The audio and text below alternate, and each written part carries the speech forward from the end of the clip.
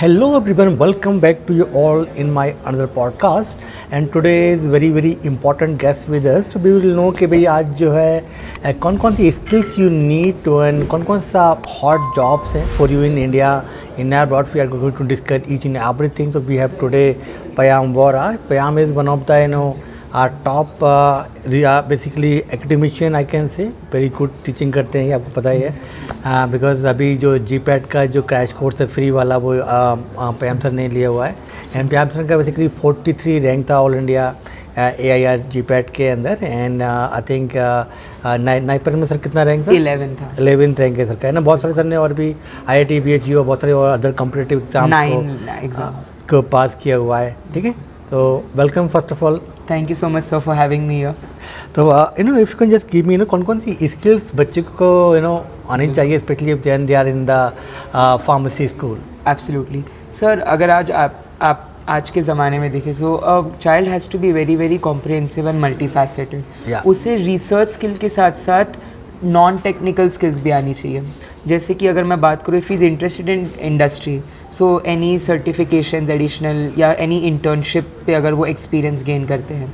Non tech skills जैसे कि मैं अगर बात करूँ एक्सेल, सॉफ्ट स्किल्स, कुछ टेक्निक जैसे पावर पॉइंट बेसिक वगैरह, सो वो भी आज के ज़माने में काफ़ी ज़रूरी है because the lot of good job opportunities in data analytics, market forecasting and consulting in pharma. So एक चाइल्ड को सिर्फ एक रिसर्च स्किल्स के साथ साथ अपने अलग अलग नॉन टेक स्किल्स भी डेवलप करने काफ़ी ज़रूरी हो जाते हैं. साथ साथ बेसिकली इंपॉर्टेंट ये है कि साथ साथ आपको गुड कम्युनिकेशन स्किल्स भी आपकी होनी चाहिए एंड ये शायद फार्मेसी स्कूल में नहीं पढ़ाया जाएगा. This is you need to develop yourself, right? Correct.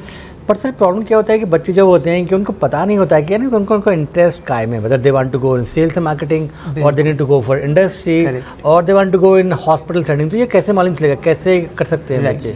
सो अगर एक कोई बच्चा है जिसे एक्सप्लोर करना है कि भाई he is not yet sure 100% that in which domain he wants to work, so एक तो वो कर सकता है कि कोई उसका ऑनलाइन कोर्स हो या तो डिप्लोमा कोर्स या सर्टिफिकेशन, तो उससे उसका डेवलप होगा कि क्या उसे इंटरेस्ट आ रहा है. जैसे फार्मा को विजिलेंस में अगर उसे जाना है तो if he is getting into a course, he'll learn about it.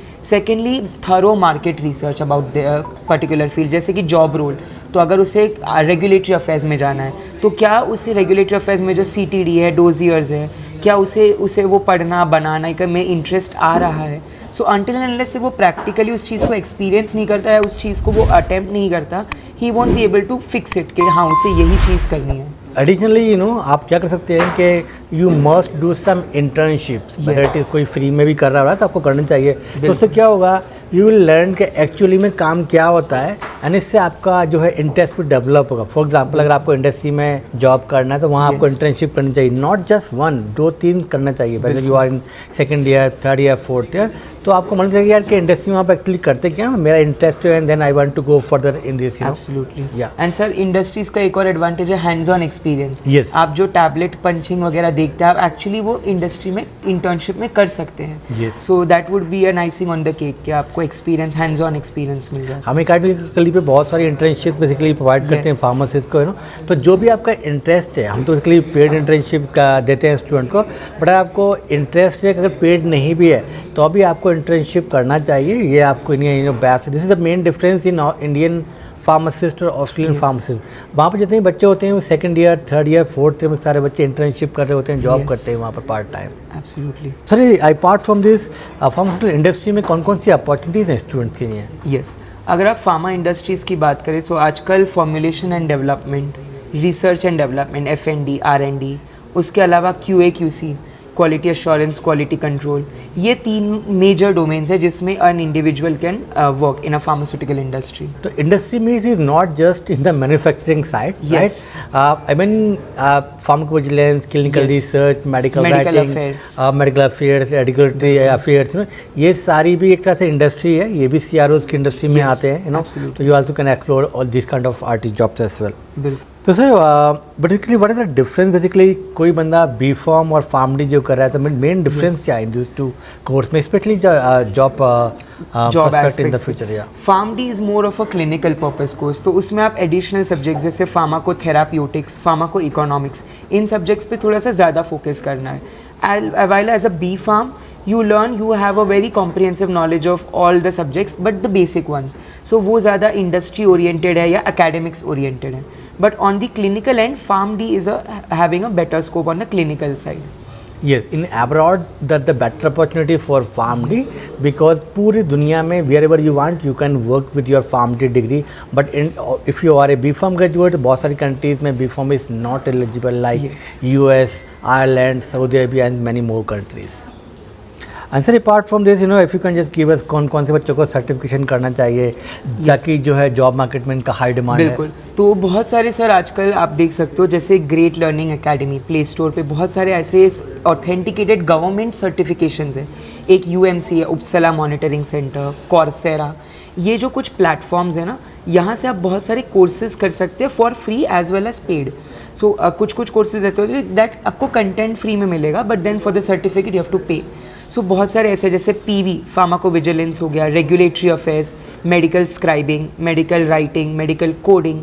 सो आजकल बहुत सारे ऐसे छोटे छोटे एडिशनल कोर्सेज है that will help you to make your CV as well as learn something new besides your pharma part. I think beside this आपने जो certification किया उसी में आपको इंटर्नशिप भी करना चाहिए, तो ये एडिशनल ऐड ऑन होगा आपके CV में और आपको जॉब मिलने में बहुत ही ईजी रहेगा. Just today I want to share my personal experience. Today I went basically IMS university in Dehradun.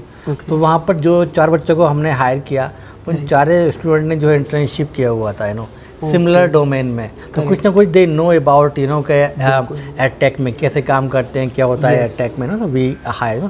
तो ये बहुत ही इंपॉर्टेंट है. आप सर्टिफिकेशन करें, फॉर एग्जांपल आपको PV में जाना है, देन ट्राई करें कुछ इंटर्नशिप हो जाए PV में या ऐसी क्लिनिकल रिसर्च में या DRA में, wherever you want to go. Sir, what about the other skills basically student can think about, specially the future में कौन सी स्किल्स को हाई डिमांड रहेगा in future for the jobs के लिए? ओके, तो अगर मैं बात करूँ नॉन फार्मा से हटके, a little bit non technical, so market forecasting, competitive intelligence, strategic building.